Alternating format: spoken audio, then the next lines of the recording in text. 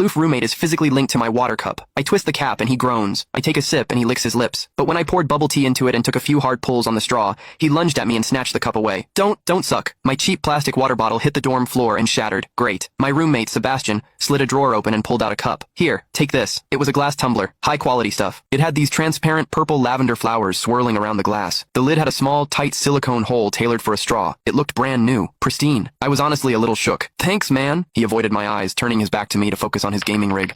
I carefully twisted the lid open. Immediately, a suppressed, low groan came from Sebastian's direction. I poured some warm water in and took a sip.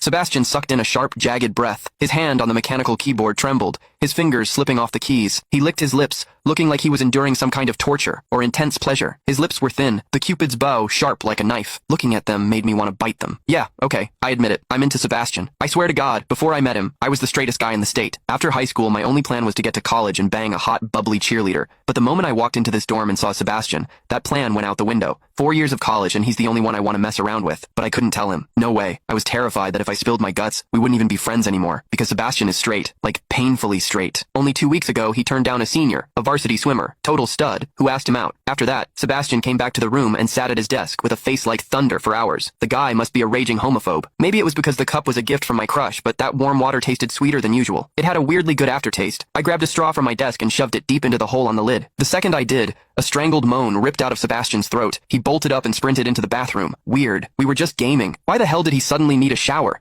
He didn't even grab a change of clothes or a towel. My hearing has always been too good for my own good. Through the thin bathroom door, I heard whimpery, muffled sounds. Soft, hot, suppressed. As a dude, I knew exactly what that sound was. He was jerking off. When I get horny, I usually wait until lights out and hide under the covers like a rat. But Sebastian, it's the middle of the damn day and he just goes for it? Talk about high testosterone. Sebastian is gorgeous. He's got that cold, don't touch me vibe, but his eyes are sharp, almost like a fox. He looks like a priest who's secretly a sinner, tempting as hell. I've heard people say his smile is killer, but I've never actually seen it. Sitting there, I couldn't help but picture what was happening behind that door. That aloof, icy face flushed with heat, his lean, muscular body. The veins popping on the back of his hand as he gripped himself. Does he keep that cold expression even when he's beating his meat? My thoughts were getting way too dirty. My face felt hot. After a long time, I heard a final, guttural grunt from the bathroom. The door clicked open, and Sebastian walked out. His face was bright red, a sheen of sweat glistening on his forehead. There was a visible tooth mark on his lower lip where he'd bitten down too hard. He walked straight to his wardrobe, grabbed fresh clothes, and went right back into the bathroom. Then the shower turned on. Okay, now he was actually cleaning up. The mental image of him panting in there made my throat dry. I grabbed the glass tumbler again